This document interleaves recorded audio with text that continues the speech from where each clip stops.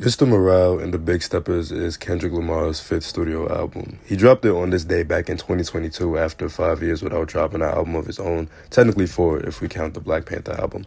Let's just say the album didn't exactly receive the warmest welcome when it first came out, especially compared to Kendrick's previous albums. There was a lot of controversy for various different reasons, but the general consensus seemed to be that Mr. Morale was somewhat of a miss. None of the occasional radio hits that his last albums had, N95 was probably the closest to a commercial-friendly song. It touched on subjects that we don't often see mainstream artists touch on. Obviously, this led to some mixed reviews. It still sold well, don't get me wrong, almost 300K units first week and it went platinum in half a year. But the idea in the community seemed to be that Kendrick didn't exactly hit with this one. I disagreed with that from the start for numerous reasons. Do I have a heavy Kendrick bias? Yes. Was that the reason I loved this album from the very beginning? No. Recently, with the whole Kendrick-Drake beef, a lot of people are revisiting Mr. Morale and some are listening to it for the first time. Cole called it tragic, and Drake referenced one of the most memorable songs on the album in one of his disses, which I'm not even going to get into because I hate that bum-ass line so much. All the mentions of Mr. Morale have led to an influx of new listeners, though, and a lot of people are realizing that this album is pretty brilliant, actually.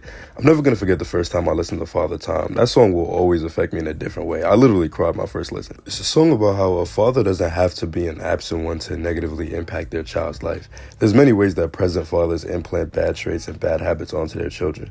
For example, he talks about how his father's mom died and he was back at work the next day because he had no choice. Bills don't wait for grief. His father buried his emotions and taught Kendrick to bury his. It ties into one of the overall themes of the album. People's traumas and struggles lead them to unintentionally hurt the people around them. I grieve different is a recurring line on United in Grief. On Worldwide Steppers, Kendrick also talks about people being killers, everybody being a murderer. I've always looked at this as metaphorically saying that people unintentionally kill each other with the different ways they cope and try to get through their grief. Kendrick's father hurt him by teaching him to ignore his emotions and bury himself in work to get through his pain. Kendrick hurt his wife by cheating on her. Sex had been one of the many ways he coped with his childhood traumas, as he mentioned numerous times across the album.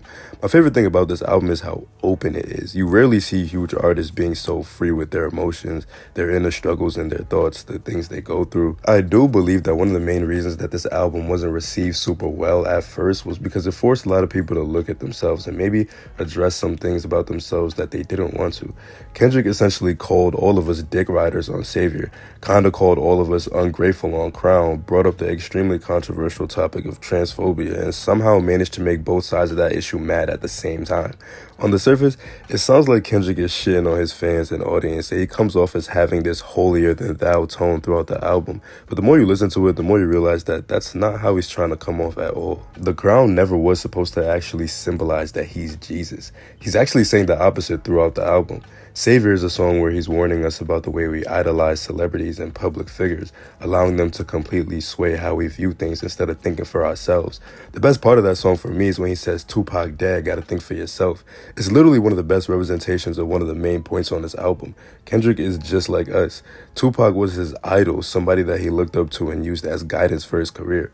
Pac was literally one of the central parts of his most critically acclaimed album. Kendrick saying, "Pac, dad, gotta think for yourself," is a huge deviation from the rest of his career. And it showed that Kendrick is not this perfect guy who has everything figured out and now he's just preaching to us. He's preaching to himself and us. He's figuring it out just like us. The worst criticism of this album for me was always that, quote-unquote, Kendrick came off as too preachy. He never really did to me. It really just seemed like he was being introspective and sharing his thoughts with us. The one thing I'll always respect about Kendrick is the fact that he chose to bring all his flaws and shortcomings to the table, which is part of why it's kind of hard to beef with him if you're a guy like Drake. You can't bring up how he cheated on his wife because Kendrick has already talked about this across Mr. Morale.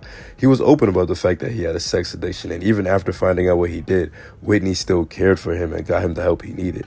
They worked through that in their marriage, and Kendrick went through a lot of self-growth and improvement. He never pretended that he was perfect or he was fully healed, but he did acknowledge that at least he wouldn't be passing down his trauma to his children. Whitney's line saying, "You did it, I'm proud of you, you broke a generational curse."